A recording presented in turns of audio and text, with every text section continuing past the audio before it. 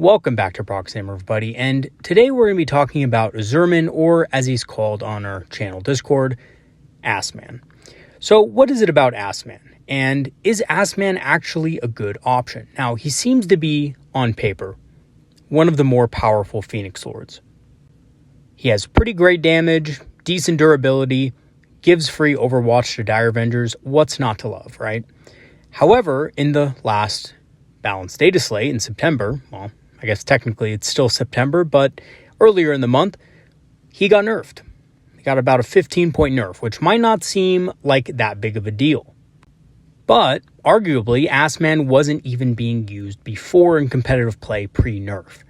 And he's still not really seeing a lot of play after, the nerfs took out the Wraith Knight and took out a few other things in the Aeldari index. So now that Dire Avengers are starting to see more competitive play, why isn't Asurman being included with them? It seems like he's the perfect buff for the unit, again, giving them free Overwatch and a bunch of useful abilities. And as of lately, there's been a bit of a debate within my own Discord community as to the relevance of Assman himself in competitive lists, even at the more semi-competitive level. So what we're going to do in this video is we're going to talk about the Assman debate, and we're going to see if Assman is really a good pick for your army. So without further ado, let us dive right into it. But first, a quick overview of what we're going to be looking at in today's video. We're going to be reviewing the stats, weapons, and special rules of Assman. We're going to be looking at the Assman debate and whether you should take Assman in your army and if he's right for you. So starting off with his stats, he has a base movement of 7 inches, which is the same as Dire Avengers, and that's really the only unit he can join anyway, so it makes sense. He has a 2+ armor save and a 3+ invul save, making him a bit more durable when alone. And do keep in mind that unless, precision weapons are going towards him, he's not really going to make great use of that invulnerable save unless his unit is already dead. But it does help a little bit. As for his shooting, he has the Bloody Twins, which is pretty decent. Gives him 6 attacks at strength 4, AP -1, and damage 2. Essentially, he is a Dire Avenger Exarch with dual catapults, except that he has damage 2 on his weapons. He also has, of course, a 24-inch range versus an 18-inch range. This helps a little bit, but makes it awkward when overwatching and things like this, because regular Dire Avengers just have an 18-inch range, so it's a little bit weird. He does also have the pistol rule on his weapons, so that means that, of course, he can actually fire these things in close combat, which is also pretty cool. As for his melee, it's extremely strong. He has 6 attacks, hitting on 2+, and of course that's strength 6, AP -3, and damage 3, which is excellent at popping things like Terminators, and on top of that, he has devastating wounds. So every 6 to wound is going to ignore invuls on top of armor. As for his abilities, he gives Dire Avengers +1 to hit, and he can also use the Overwatch stratagem for 0 command points, and can still use it even if it had already been used that phase by another unit. So this is really important because this allows you to essentially overwatch twice in your opponent's turn, which can be very powerful. As of now, however, he is 135 points, which is pretty significant. Basically puts him up there with another unit of Dire Avengers. So it is quite the consideration based on points if he's actually worth it or not in your army. As for his keywords, he's an infantry model, and that's basically it. He has the character keyword, of course, so he can, be targeted by character-specific stratagems, like Epic Duel and things like that, but otherwise, that's it.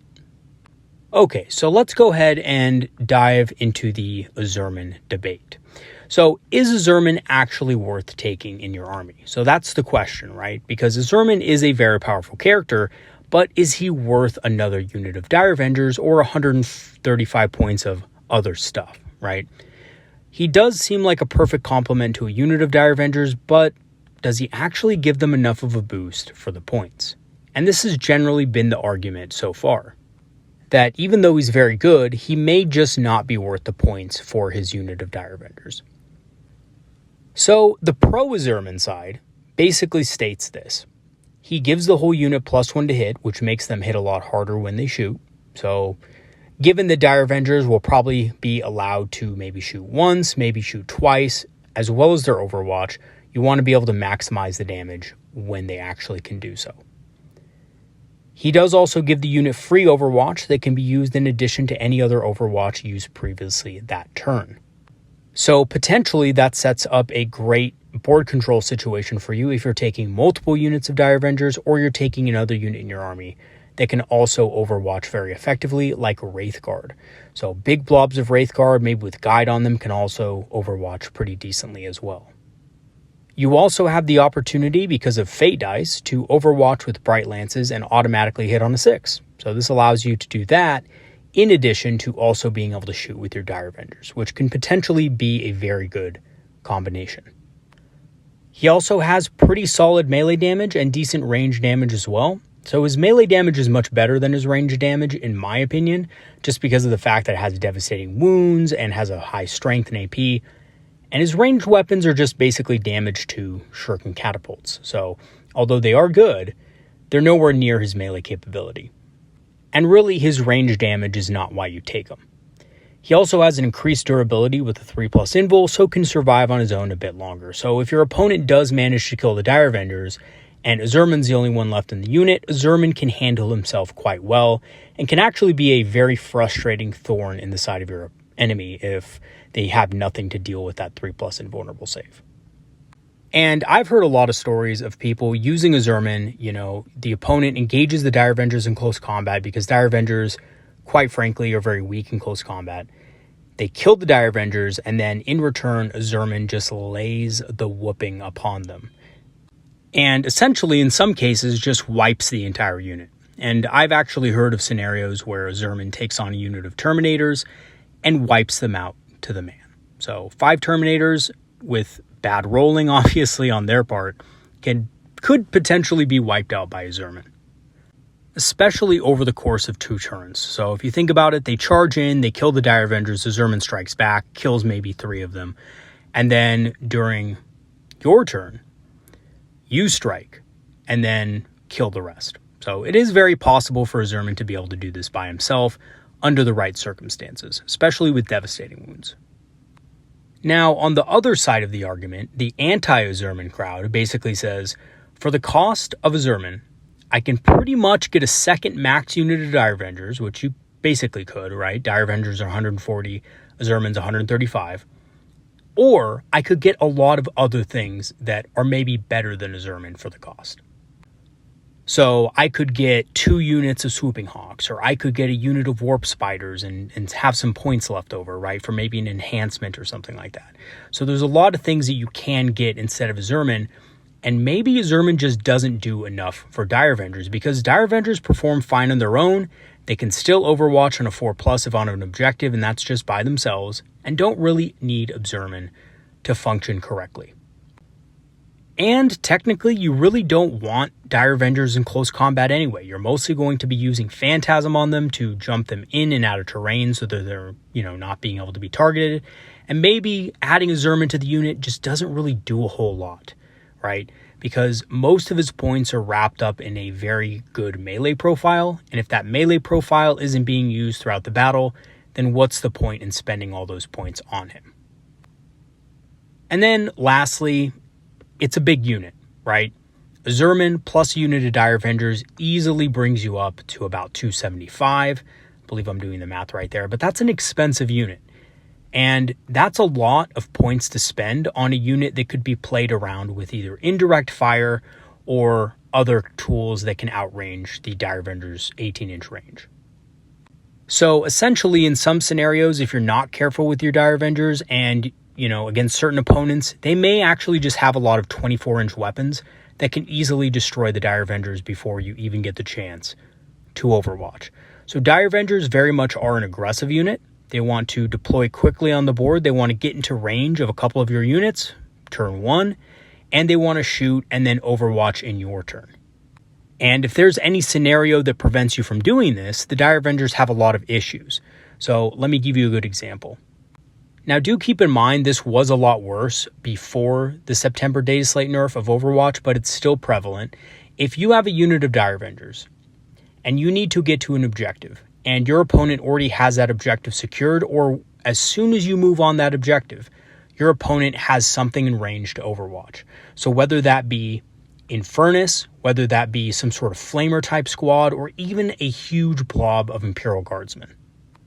Yeah, they may not do that much damage, but if they're in range of rapid fire of you before you deploy, so, obviously, ideally, your Dire Avengers come out of a Wave Serpent or they just advance up the board so that they can get to the objective so that they can, overwatch on a 4+. Well, if your opponent knows you have that and basically sets up a whole blob of guardsmen within rapid fire range, and maybe he has some flamers or some grenade launchers in there or whatever, right? And just overwatches you and kills 3 or 4 of your Dire Avengers, that's going to neuter a lot of damage capabilities from your unit. And in that case, it's actually better not to spend the extra points on Asurman and just go with a regular squad of Dire Avengers that you can use in a different way later in the battle, right? So that's the argument that the anti-Asurman group basically puts forward. And I have to say, I have run into this problem a few times with my Bealtan list. So I currently run a Bealtan mech style list, and I have 2 units of Dire Avengers in there, and I have Asurman in there as well. Basically, what this list does is it sets up control of the board from turn 1 by dumping 2 units of Dire Avengers in the middle of the battlefield, both of them on objectives. And this allows them to overwatch on a 4+, and both of them are overwatching. Typically, I try to have them close together because you don't actually have to have them on different objectives. As long as they are in range of an objective you control, they get their 4+ overwatch. And you also don't technically have to have every single Dire Avenger within range of the objective. You just have to have at least one to be able to hit on the 4+ that their ability states. So once you get there and your Dire Avengers are in position, your opponent has 2 choices. A, they can basically stay out of the Dire Avengers 18-inch range and shoot them with what they have and basically not get onto the objectives in the midboard, or they can march directly into double overwatch. And 2 Dire Avenger units with Asurman is going to put out about 72 attacks. 72 attacks hitting on a 4+. And of course, you're probably not going to have this in addition, but if you do have Guide handy, you're going to be re-rolling one of those units' hits. Again, that's something that's more optional, but it does help the squad hit a lot harder. And let me tell you, there is no player in the game, unless they're a very new player, that is going to risk moving their valuable units into range of those Dire Avengers. So oftentimes what happens is your opponent maybe is going to move an intercessor unit or try to use a rhino to block line of sight or do something weird like that. And in doing that, you're going to basically control your opponent's movements, right? So it's a very powerful control tool, that double overwatch. However, there are ways to play around it, right? So there are ways to stay out of range. There are ways to block line of sight via the rhinos that I was talking about. With the new Marine Codex coming out, it seems like armor is a little bit more viable. So if your opponent is, stacking up on rhinos, has 3 or 4 rhinos, they can neutralize this strategy very effectively. So there are cases where this just won't work. Against a lot of armies, it can be very powerful, but there are some armies that will be able to essentially get around this fairly easily. All right, so basically the question is, which side are you on, right? Should you take Asurman in your army? And is he right for you? So here's what I would say to everybody wondering if they should take Asurman in their army or not. If you do plan on incorporating Overwatch into your opponent's turns, in addition to other stratagems like Fire and Fade and Phantasm, I would highly suggest considering taking Asurman in your list. So Dire Avengers with this combo can move 20 inches with an advance, plus they can also Fire and Fade, right? So they can move 7, advance 6, Fire and Fade an additional 7, which can pretty much put them on any objective in the midground. They can overwatch during your opponent's turn. Then on top of that, they can Phantasm back behind line of sight blocking terrain if it's available. So typically it should be available and you should be using that. Now, this combination is a whopping 4 command points. A lot of people are going to ignore it, right? Because that's more command points than you would generate in one turn, right? You have an Autarch Way Leaper, that gives you 1.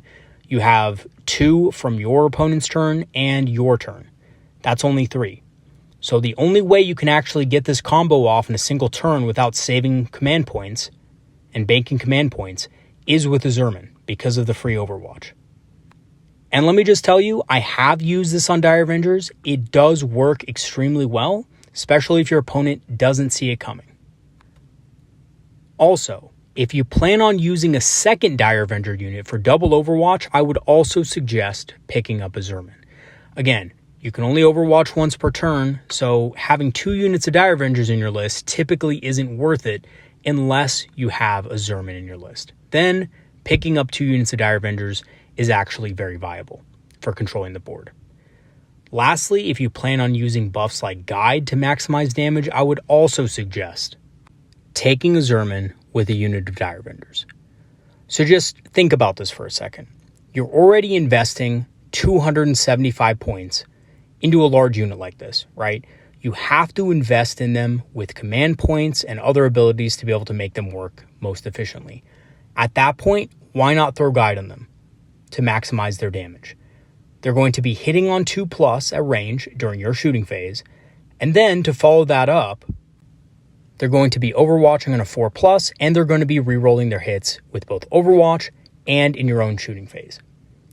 That's not only going to decimate infantry, but against tougher targets, you will also at that point be able to re-roll every single dice that is not a 6, because they do have lethal hits. So when you're hitting on a 2+, it's not really that necessary to actually, just keep your dice. You might want to just re-roll all those because you're already hitting on a very high amount anyway. How many ones are you realistically going to get if you're firing off 39 attacks? Well, you might get some ones, but those are going to be very quickly offset by the 6s that you get to wound. And if you are going against tougher targets, things that are toughness 5, toughness 6 and above, you definitely want to re-roll those to try to proc as many lethal hits as you possibly can. And in that way, a buff like Guide can actually turn Dire Avengers into a unit that can shred high toughness targets.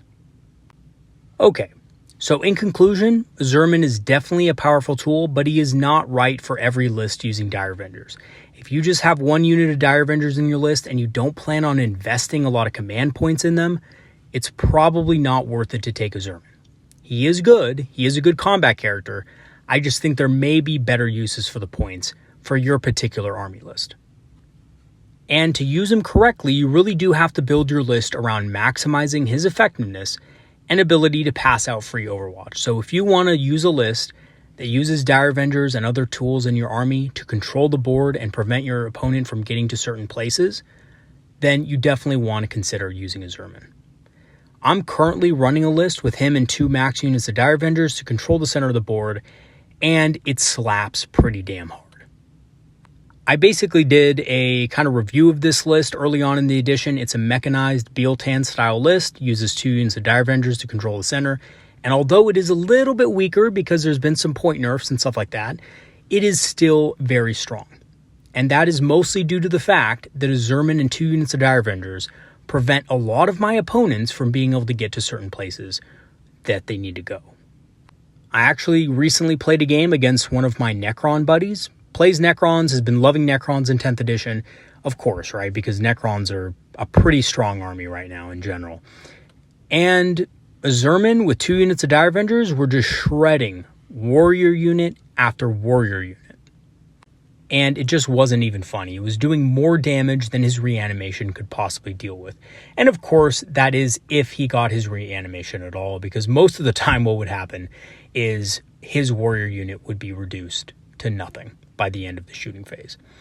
So, yes, is it viable? Absolutely. You just have to build around it, and you do have to use a little bit of strategy and investment when using Asurman in your list. All right, everybody, that is going to wrap up today's video covering Assman and whether or not you should take him in your list. Thank you so much to all my patrons and supporters who have supported the channel over the last months. Your help has greatly improved the channel and helped it grow significantly. If you do want to become a Patreon member and support the channel, I have free trials activated, which will grant you permanent access to our Discord community. Our Discord community is made up of Eldar players and enthusiasts who like talking about strategies, tactics, and of course, hobbying. If you do want to join, I will leave the link in the description below. And also, joining our Discord comes with some perks.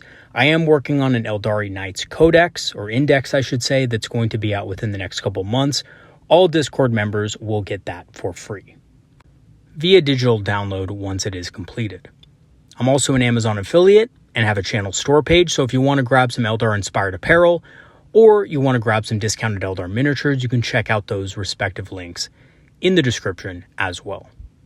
I did also recently put a lot of Dark Eldar and Ynnari stuff up on the Amazon affiliate link, so if you do want to check that out and get some discounts, depending on where you live, it may be worth your time.